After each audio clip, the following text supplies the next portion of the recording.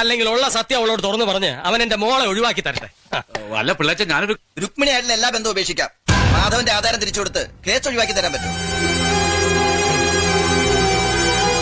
അങ്ങനെയാണെങ്കിൽ മാധവൻ തയ്യാറാണ്.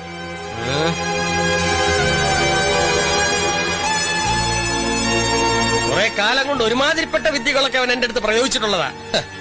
സത്യമായിട്ട് പറഞ്ഞ് അവളെ ബോധ്യപ്പെടുത്താൻ പറ്റുമോ? നീ വാടി എങ്കിൽ പറയേ. ആ ശാന്തമ്മേ വന്ന് കേക്ക്.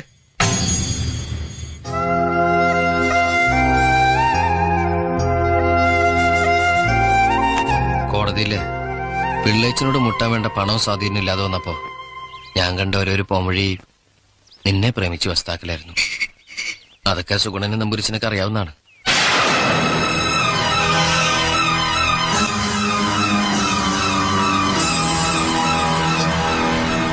പറഞ്ഞതൊക്കെ സത്യ.